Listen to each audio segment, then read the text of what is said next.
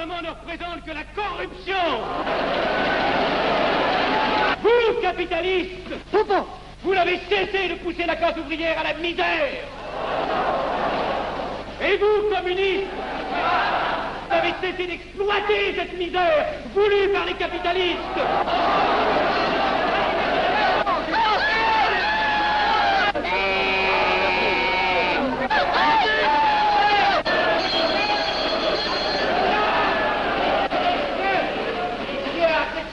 Et vous tous, parlementaires, désuets et périmés, n'acceptez pas le parlementarisme.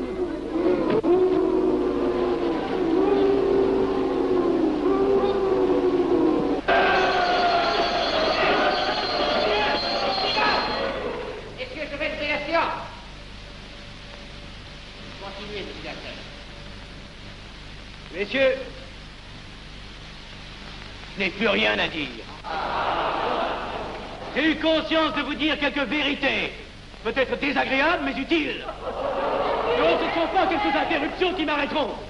La communauté française ne se bâtira pas sur le conflit de la vieille bourgeoisie égoïste et du peuple affamé. C'est pourquoi je ne voterai pas ce projet qui donne satisfaction au capitalisme international et serait le bon prétexte pour les communistes à accentuer nos divisions.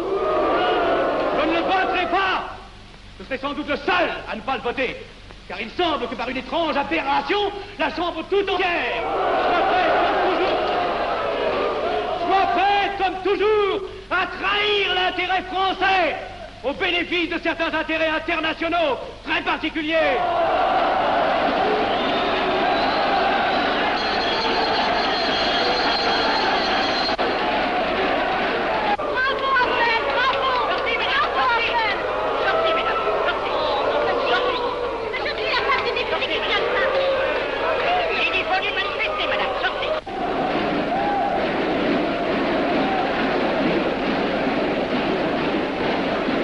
Il a du courage, ce petit Avenel.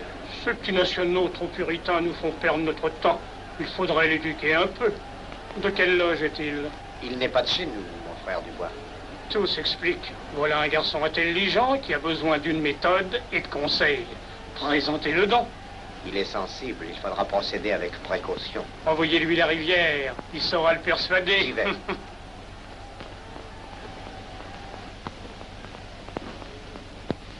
Mon cher vénérable, nous avons un service à vous demander. Enfin, dis donc, je vous suis tout dévoué. Le jeune Avenel qui vient de parler assez brillamment devrait subir les épreuves de l'initiation. La maçonnerie lui apporterait beaucoup et le disciplinerait. Ne croyez-vous pas? J'y pensais déjà. Nous allons nous en occuper activement. Alors, je suis brisé. Comment avez-vous trouvé mon discours? Excellent. Vous leur avez dit de fort bonnes vérités. Ouais, ça n'a pourtant servi à rien, ils ont voté le projet. Ça ne sert jamais à rien de dire la vérité. Les gens n'aiment pas la vérité. Ils préfèrent de beaucoup les mensonges. Vous êtes cynique. Non. J'ai une certaine expérience politique, déjà ancienne. À propos, voulez-vous venir un peu avec moi? J'ai quelque chose à vous dire. Volontiers.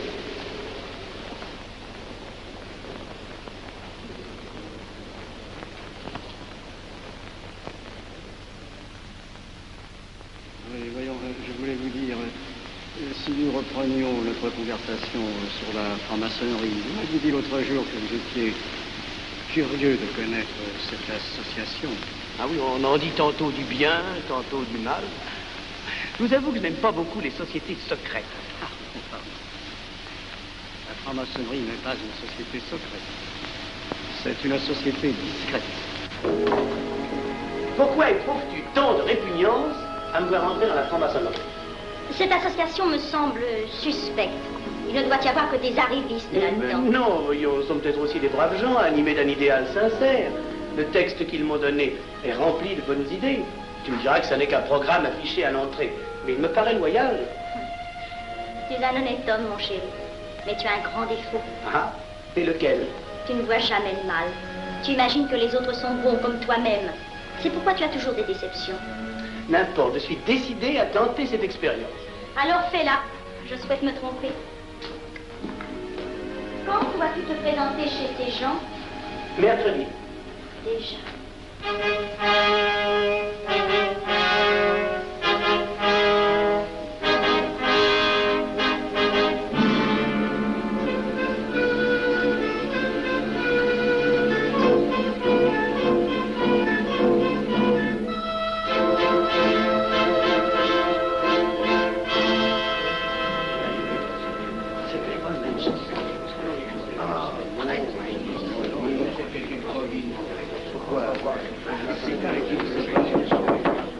Mes frères, les travaux reprennent force et vigueur. La tenue du comité a voté l'interrogatoire du profane Avenel. Nous allons lire les rapports confidentiels de nos enquêteurs. Pierre Avenel, né en 1902 à Laval, a fait sa première communion. Oh, mon frère Godaï, je vous en prie. Mais déclare ne pas pratiquer régulièrement. A même cessé de fréquenter l'église. Très bien. Mais s'avoue spiritualiste.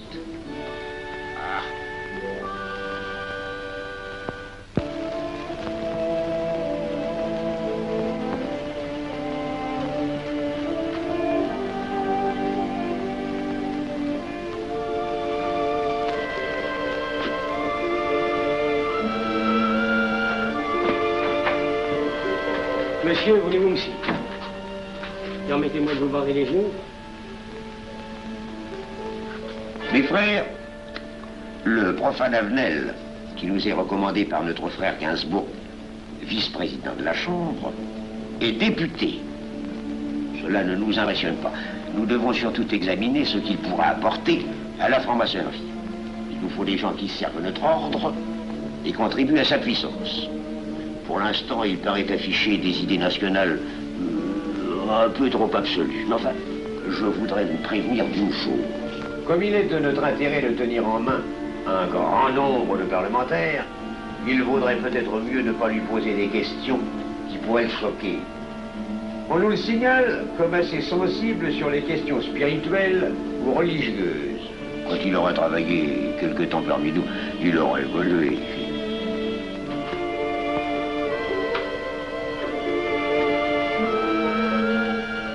Et voilà, le silence le plus absolu, mes frères. Qui frappe ainsi régulièrement à la porte du temple? C'est un profane qui demande à être interrogé, vénérable maître. Faites entrer le profane.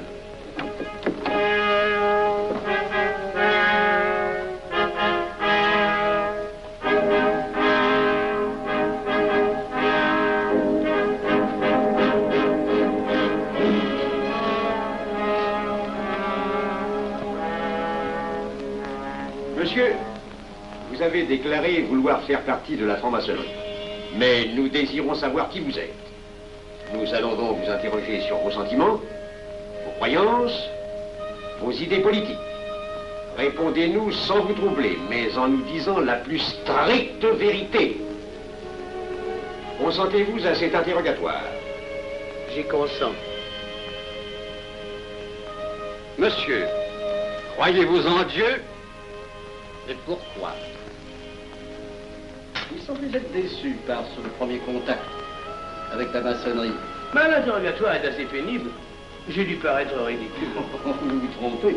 D'autres qui sont passés avant vous ont moins bien répondu. Vous avez été reçu avec une majorité convenable, 16 voix contre 10. Comment, j'ai eu 10 voix contre moi? Non, non. 2 seulement. 2. Mais les voix d'opposition comptent pour 5. Ah, un opposant de plus, et vous étiez plaqué. La maçonnerie est difficile sur le choix de ses candidats. Pas assez, mon cher, pas assez. Je dois même vous avertir que lorsque vous serez en loge, vous serez déçu.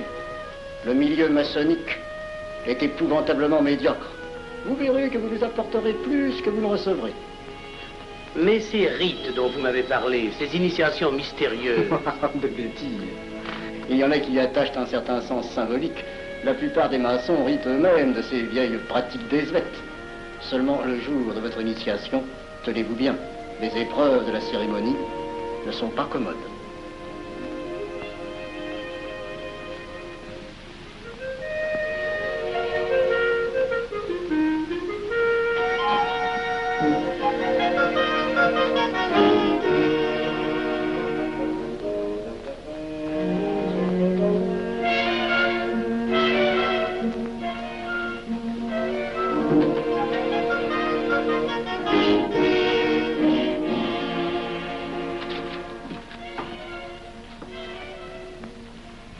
Bon. Attendez à la buvette, là. On viendra vous chercher. Mais c'est entendu, mon cher, je m'occupe de ton affaire. Tu peux compter sur moi. C'est très important. Mais c'est entendu. Excuse-moi, la tenue va commencer, je suis un peu en retard. Bien.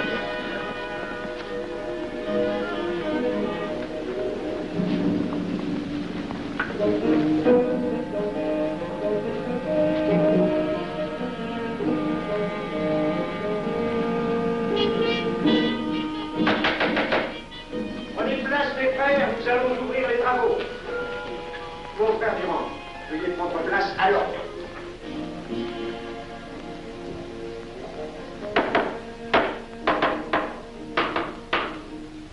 Frère premier surveillant, êtes-vous franc-maçon? Mes frères me reconnaissent comme tel, vénérable maître. Frère second surveillant, quel âge avez-vous? 3 ans, vénérable maître. Frère premier surveillant, quel est le premier devoir d'un surveillant en loge? Vénérable maître, c'est de s'assurer que le temple est couvert. Veuillez vous en faire assurer par le frère couvreur.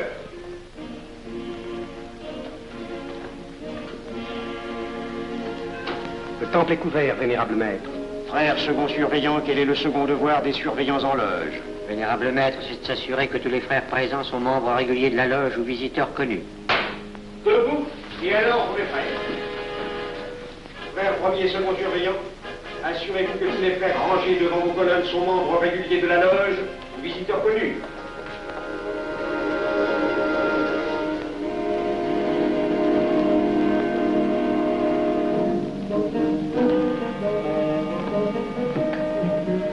Vénérable maître, les frères qui décorent l'une et l'autre colonne sont membres réguliers de la loge ou visiteurs connus.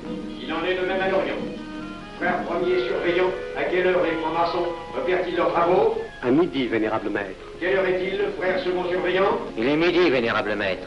Puisqu'il est l'heure du travail, frère premier et second surveillant, invitez les frères de vos colonnes à se joindre à vous et à moi pour ouvrir les travaux de la respectable loge des enfants de l'univers Orient de Paris, au grade d'apprenti, en la forme accoutumée. À moi, mes frères, par le signe, la triple batterie et l'acclamation.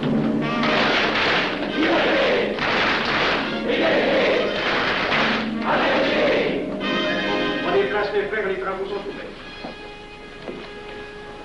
Mes frères, l'ordre du jour appelle l'initiation du profane Avenel.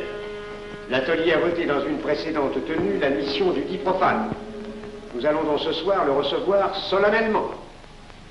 Mon frère couvreur, veuillez aller chercher le profane Avenel qui a écrit son testament philosophique dans le cabinet de réflexion.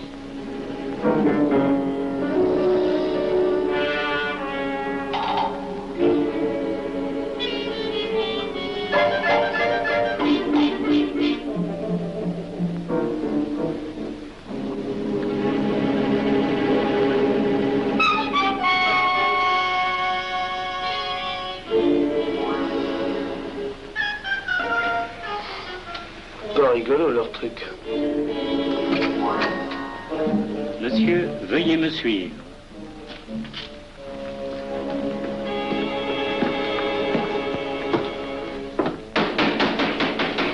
Qui frappe ainsi régulièrement à la porte du temple? Vénérable maître, c'est un profane qui demande à être reçu maçon s'il en est jugé digne. Frères, armez-vous de vos glaives.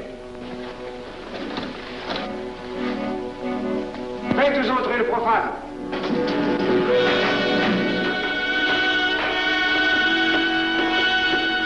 Laissez-vous, monsieur.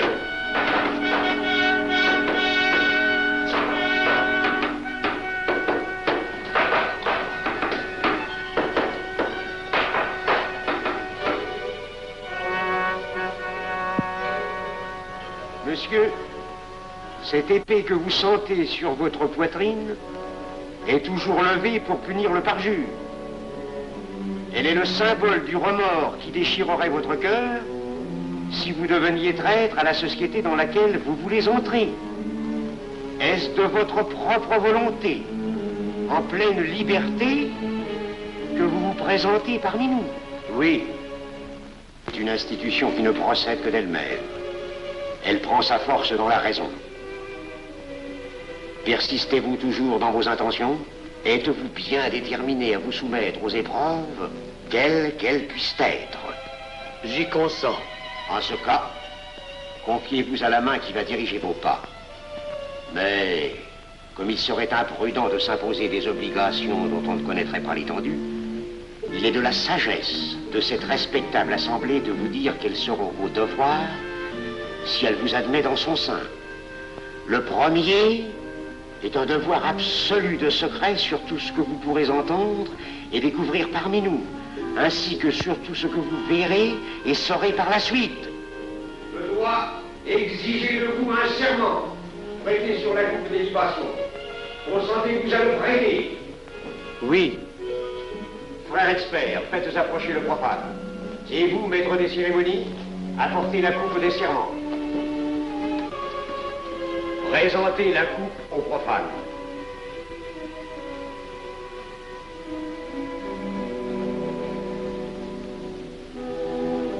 Prononcez avec moi le serment.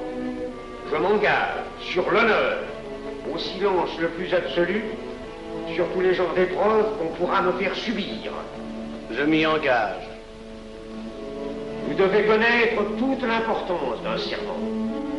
Si jamais vous manquiez à une parole aussi solennellement donnée, buvez. Buvez! Buvez! Que ce breuvage amer soit pour vous le symbole de l'amertume et du remords que laisserait dans votre cœur le parjure qui aurait souillé vos lèvres. Frère expert, emparez-vous du profane et faites-lui faire son premier voyage.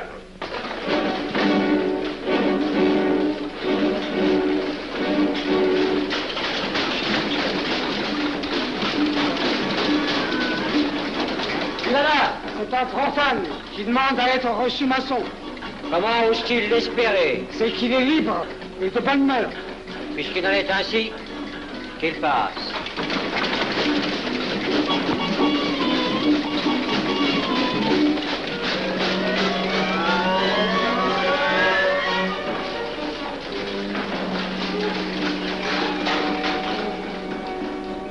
Monsieur, le voyage symbolique que vous venez de faire est l'emblème de la vie humaine. Le bruit que vous avez entendu figure les passions qui l'agitent. Les obstacles que vous avez rencontrés peignent les difficultés que l'homme éprouve et qu'il ne peut vaincre ou surmonter que grâce à l'aide qu'il trouve dans ses semblables. Frère expert, faites faire le deuxième voyage.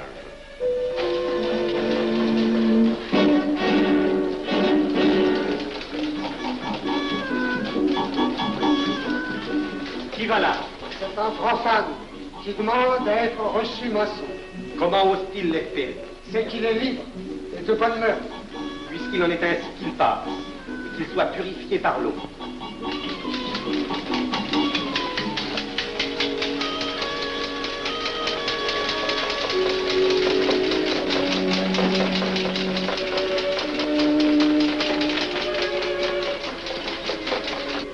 Monsieur, nous avons procédé à l'épreuve de l'eau qui représente l'épuration de votre esprit naissant à la vie maçonnique.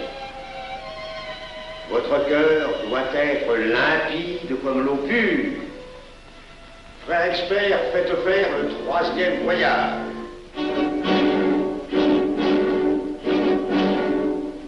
Qui va là? C'est un profane qui demande à être reçu maçon. Comment ose-t-il l'espérer? C'est qu'il est libre et de bonne mœurs.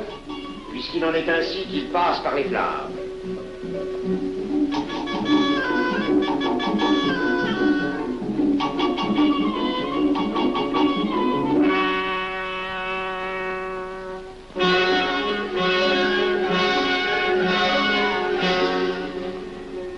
Monsieur, les flammes dont vous avez été environné ont achevé vos épreuves.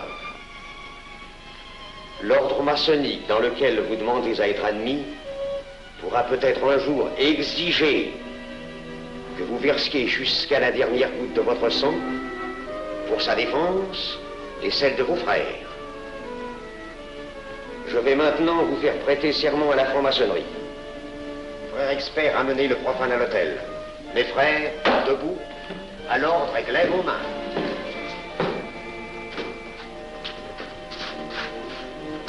Moi, Pierre Avenel. Moi, Pierre Avenel. De ma propre et libre volonté. De ma propre et libre volonté. En présence de cette respectable assemblée de maçons. En présence de cette respectable assemblée de maçons. Je jure et promets solennellement. Je jure et promets solennellement. De ne jamais révéler aucun des mystères de la franc-maçonnerie qui vont m'être confiés. De ne jamais révéler aucun des mystères de la franc-maçonnerie qui vont m'être confiés. Quelle idée saugrenue ton mari a-t-il de se faire recevoir franc-maçon? Je lui ai déconseillé tant que j'ai pu, mais tu sais comme il est entêté. Il va se trouver dans un milieu d'arrivistes si médiocre. On l'a pourtant bien prévenu. Pourvu qu'il ne lui arrive rien. Il y a tant d'histoires qui courent sur le compte de ces sociétés secrètes. Ne t'inquiète pas, Pierre. Il saura se tirer d'un mauvais pas. C'est prudent. Pas assez. Monsieur, le serment que vous venez de prêter ne vous donne-t-il aucune inquiétude? Consentez-vous à le renouveler lorsque vous aurez reçu la lumière? Je le renouvellerai. Mes frères, nous allons donner la lumière aux profanes. Frère couvreur, préparez-vous à accomplir votre office. Que la lumière lui soit donnée à mon 3e coup de maillet.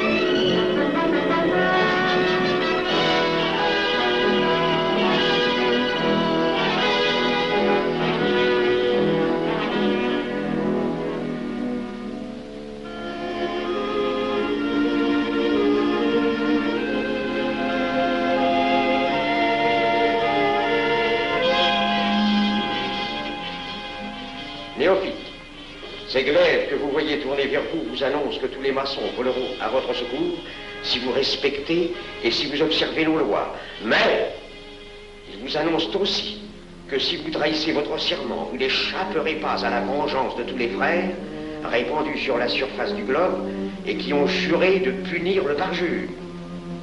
Le jurez-vous, mes frères? Nous le jurons.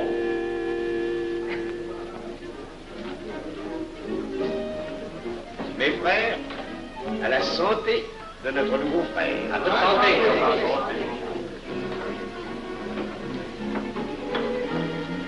Mon très cher frère, qu'est-ce que vous pensez de cette soirée? Eh bien, c'est curieux. Cette cérémonie est très impressionnante. Mon cher frère, pourrais-je vous laisser ma carte au cas où vous auriez besoin de mes services? Je vends de tout. De la bonneterie, des chaussures, du savon à des prix invraisemblables. Tu permets, mon cher Lévi-Stein? Je t'en prie. Mon frère Avenel, nous allons bientôt nous mettre à contribution. Oui, un de nos amis de notre loge voudrait un bureau de tabac. Le Grand Orient est submergé de demandes en ce moment. Avec vous, ça ira peut-être un peu plus vite. Volontiers. Je vous remercie. Ah, dans quelque temps, je vous parlerai aussi d'une autre affaire. Depuis plusieurs années, j'ai droit à la Légion d'honneur. Je ne m'en suis jamais occupé, je n'ai pas voulu déranger nos amis pour ça. On leur demande déjà tellement de choses, n'est-ce pas? Vous m'aiderez? À votre service. Merci beaucoup. Alors, au revoir. Ah non, pas comme ça. Voyez-vous, des petits coups secs avec le pouce, là, comme ça. Pam, pam, pam. Essayez. Pam, pam, pam. Et ben voilà. Avec ce signal-là, on ouvre toutes les portes.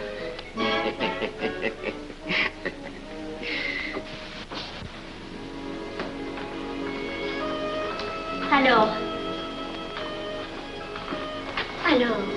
content? Bon. Tu as l'air contrarié. Oh non. Déjà déçu? Pas encore.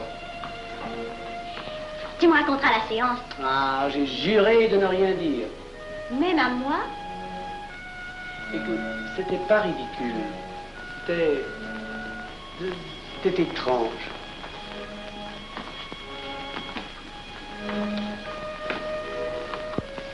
Mon chéri. Oh, mon chéri, c'est idiot, mais j'ai peur pour toi. Qu'est-ce que tu veux qu'il m'arrive? Oh, mon grand.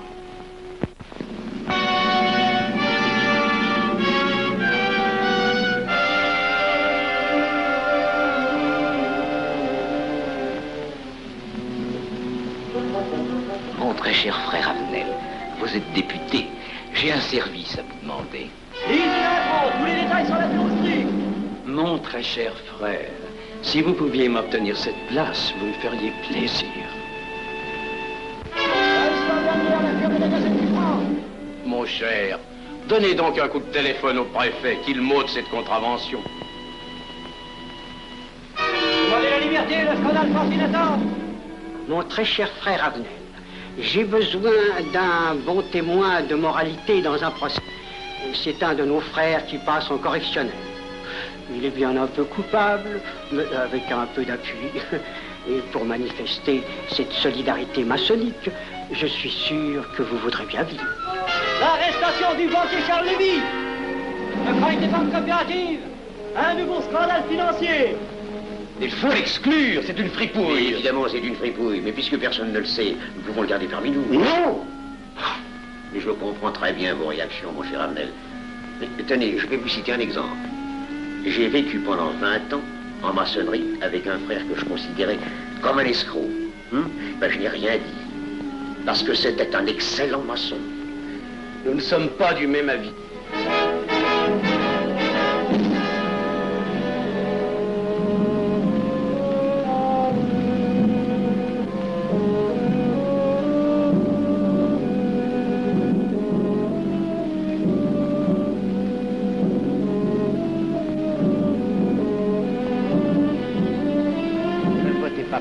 Pourquoi?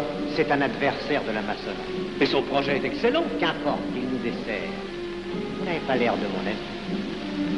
Non. Non, non et non, je ne ferai pas ce que vous voulez. Un bout de monde de vous conformer à la discipline républicaine. La discipline républicaine et maçonnique. Je sais ce que c'est, allez, c'est une canaillerie.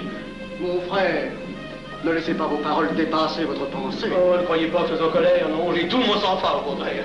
Et c'est pour ça que je ne voterai pas cette loi unique. Vous détruisez ce pays en l'empoisonnant doucement. Arnel, vous ne parlez pas sérieusement. Mais vous ne comprenez donc rien.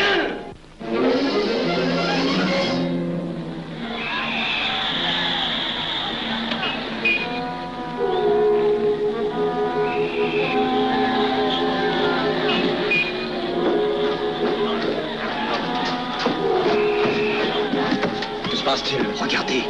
Mais calmez-vous, mon vieux. Ce n'est rien. Rien.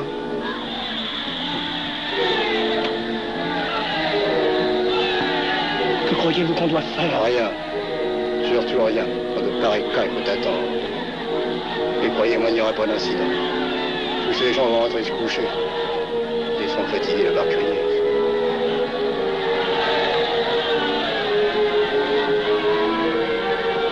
Qu'en pensez-vous, Avenel?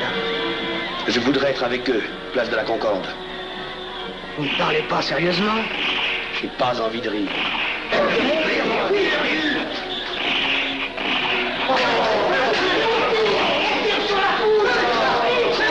Il faut arrêter ça, oui, non? Et surtout, il faut arrêter ça.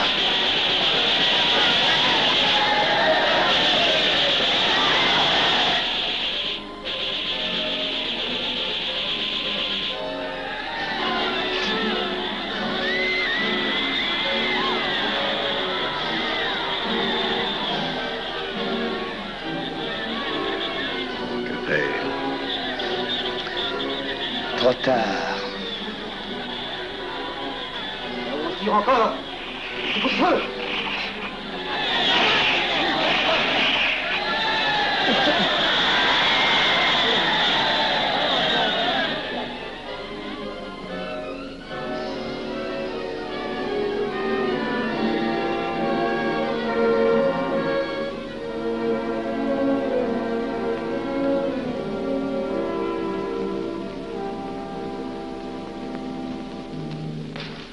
messieurs, nous avons établi définitivement la liste des membres de la commission d'enquête.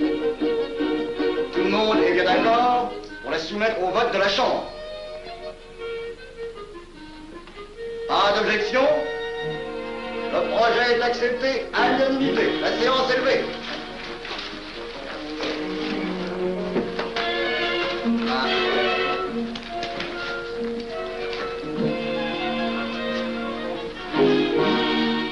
Vous pensez que ça va marcher? Je ne prévois pas d'opposition. Si cela est ainsi, nous risquons de nous en tirer. Je le crois sincèrement. Nos frères députés nous attendent dans un salon voisin. Ils sont impatients de vous entendre. Bah allons-y. Arnel. À propos, cher ami, je vous ai mis d'office dans la commission d'enquête. Moi, pourquoi? C'est indispensable. J'ai besoin de vous. Venez avec nous. Vos amis nous attendent.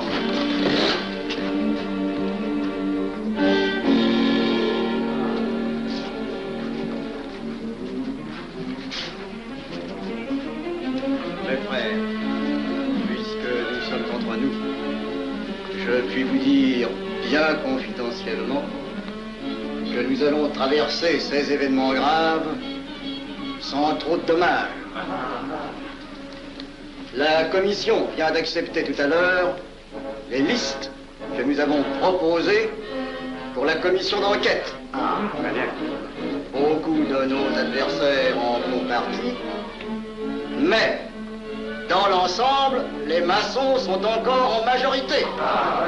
Rassurez-vous donc, ni la République ni la maçonnerie ne sont perdues. Elles ont traversé une crise grave. Elles sortiront renforcées de cette épreuve. Merci.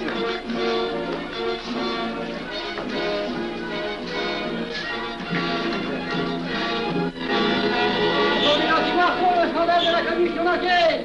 Demandez l'anti-Marchon, le scandale de la commission d'enquête. Vous me demanderez successivement le Quai d'Orsay, la Banque de France, l'état-major, le secrétaire général du Parti radical socialiste, le temps et les usines d'aviation Guerlain. Bien, monsieur.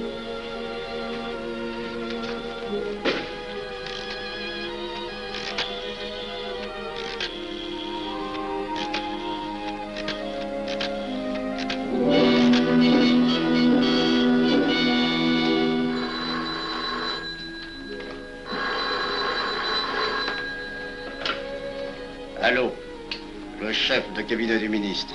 Allô? Mais oui, passez-le-moi. Lui-même, à vos ordres, mon très cher ami. Je ne peux rien vous dire par téléphone. Il pleut. Vous me comprenez? À merveille. Alertez tous nos amis à l'étranger. Qu'en aucun cas, on ne parle de nous. Silence. Compris. Allô, ici Général Maisonnat. À vos ordres, mon cher Larivière. Je compte sur vous, mon cher général, pour que l'armée ne varie pas politiquement. Elle doit rester divisée, avant tout. Ne craignez rien, j'ai déjà procédé à des changements importants. Tous les officiers suspects d'être contre nous ont été éloignés de Paris et séparés les uns des autres. Mes frères, il est indispensable de franchir cette mauvaise passe. Il ne faut pas trop de mouvement de bourse. N'est-ce pas, mon frère sous-gouverneur? Nous maintiendrons la monnaie. La presse de droite doit essayer d'attaquer la presse de gauche. Pendant quelque temps. Pour donner le change. C'est entendu.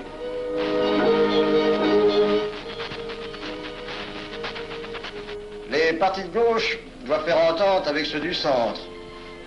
Et ceux de l'extrême gauche. De la sorte, nous contrôlons le peuple. Bloc populaire.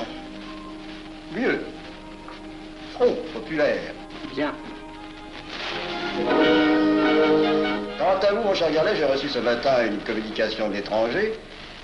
On nous demande d'envoyer immédiatement du matériel d'aviation en Espagne. Moyennant quoi nous aurons tous les appuis politiques nécessaires. Mais nos prototypes. Surtout nos prototypes. Ne croyez-vous pas que ce serait dangereux pour notre défense nationale? Faites ce que je vous dis.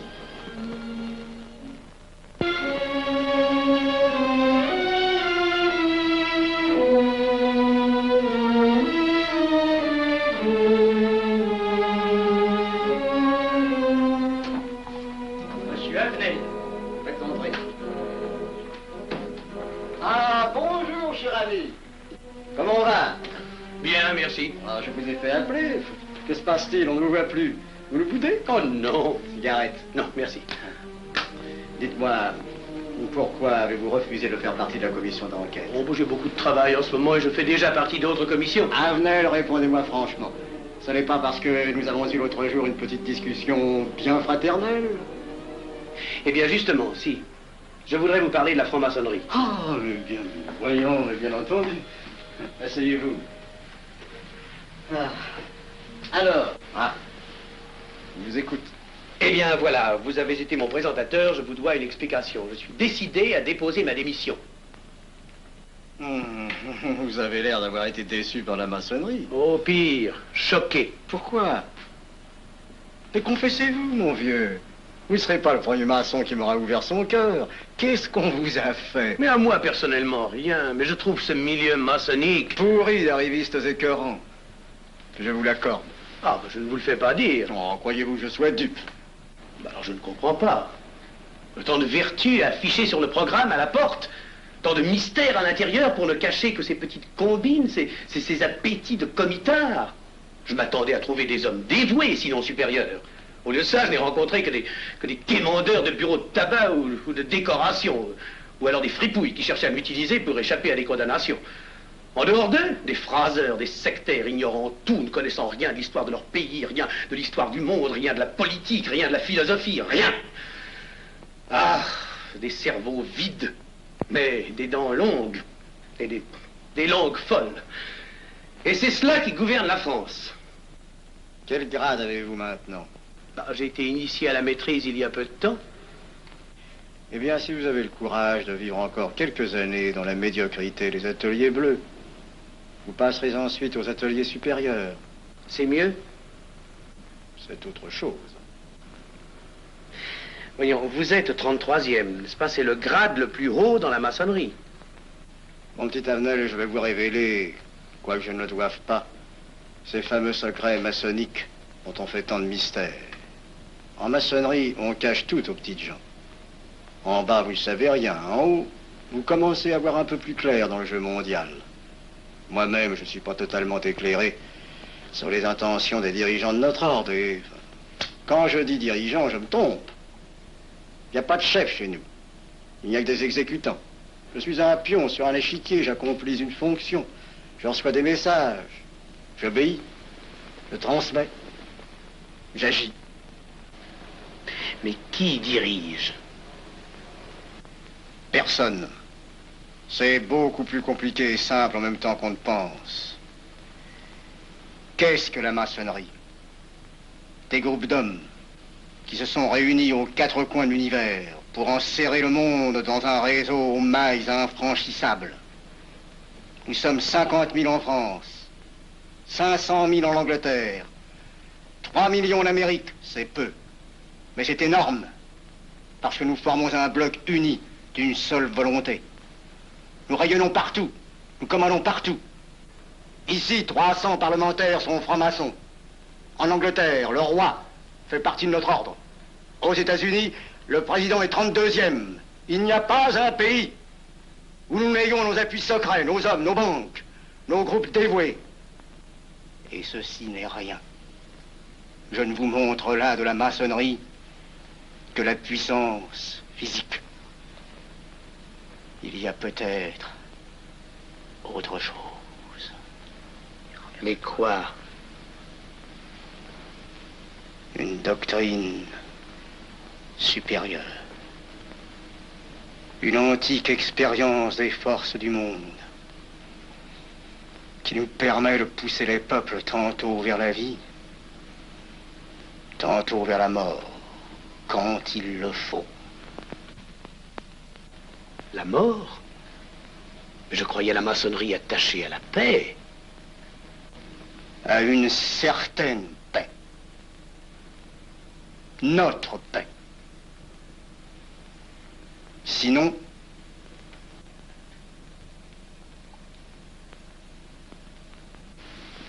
alors, cette démission, je vais réfléchir.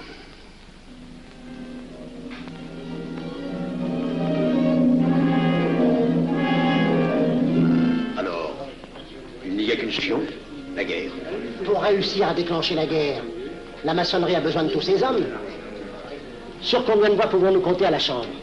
Nos frères parlementaires sont à peu près tous sûrs. Sauf un, que j'oserais nommer, car il fait partie de notre loge. Qui donc? Avenel. Il tient des propos contre le Grand Orient qui l'accuse de vouloir déclarer la guerre à l'Europe. Je n'ai jamais eu confiance en ce type-là. C'est une faute de l'avoir laissé entrer ici. Nous pouvons encore le ramener de meilleurs sentiments. Je doute que vous réussissiez. Qui sait? Nous avons peut-être les moyens pour ça.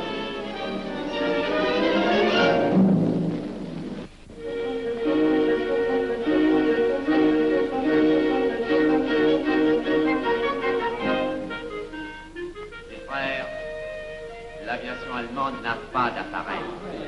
Plus de 2000 accidents d'avion l'année dernière en Allemagne. La ligne Siegfried est à peine construite.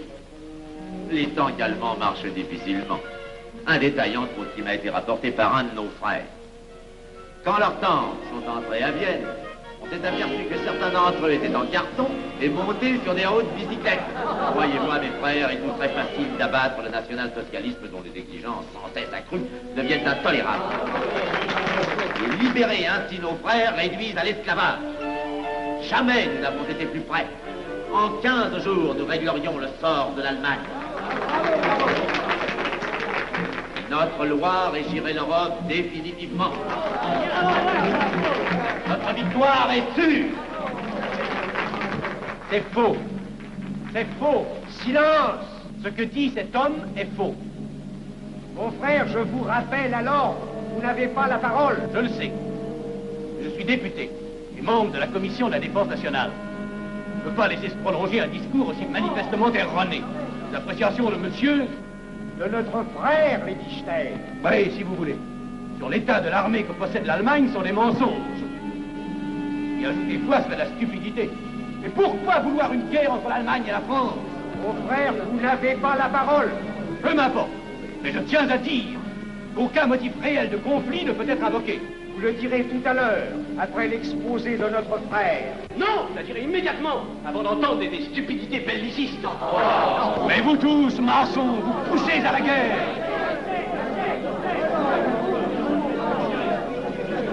Pour que ce pays soit gouverné par vos lois, par les Juifs, et la maçonnerie surtout. Le peuple français ne se battra pas pour défendre une idéologie fumeuse, un régime ignoble, une république pourrie. Mon frère Avenel, je vous prie de couvrir le temple.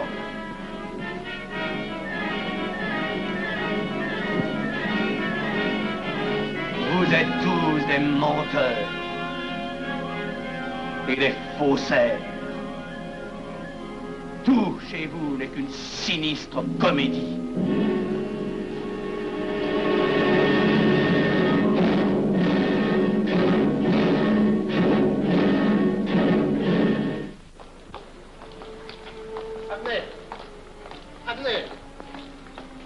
Avenel, excusez-moi, comme vous, j'habite Neuilly, c'est pourquoi je me permets de vous rejoindre. Oui, vous avez fort bien fait, monsieur. J'étais près de vous à la tenue. Je voulais vous féliciter.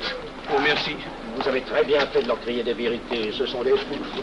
Malheureusement, il est impossible de leur faire entendre raison. Les événements sont pourtant indiscutables. Oui, oui.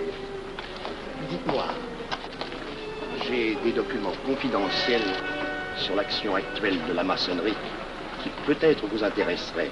Des documents? Oui, oui, des documents.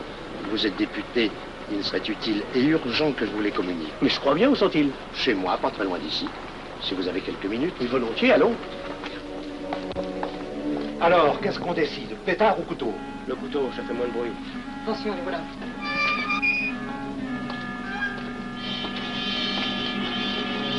Un instant, je vais voir si quelqu'un...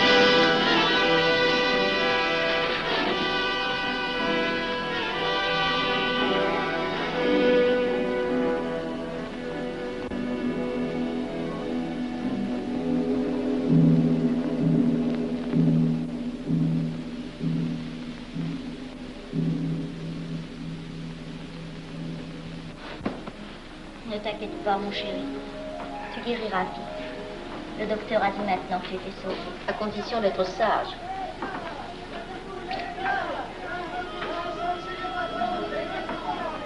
Qu'est-ce qu'on entend? C'est la mobilisation générale, mon chéri. Quoi, la mobilisation? Ne t'agite pas, je t'en supplie. Je n'aurais pas dû te le dire, mon Dieu.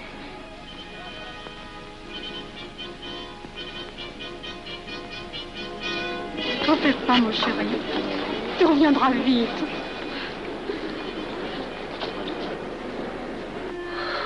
Les brutes. Ils sont arrivés. Ils ont réussi à déclencher leur guerre.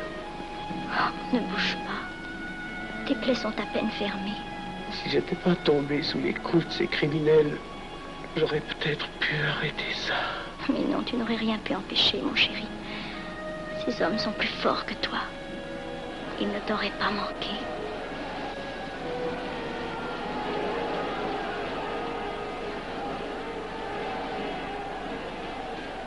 Qu'est-ce que c'est?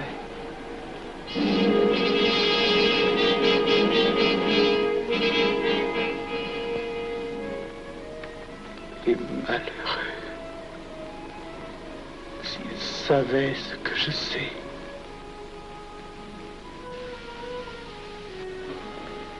Mes frères, nous pouvons affirmer en toute sérénité que la franc-maçonnerie universelle a présentement atteint son but. Cette guerre qui est la nôtre est déclarée. Elle doit aboutir au triomphe de notre ordre. Il importe que le monde soit définitivement gouverné selon nos méthodes et par nos idées. Debout et alors. Frère premier surveillant, à quelle heure ferme-t-on les travaux? À minuit, vénérable maître. Quelle heure est-il, frère second surveillant? Minuit, vénérable maître. Puisqu'il est minuit et que nous avons accompli notre œuvre, je déclare les travaux clos à mon coup de maillet.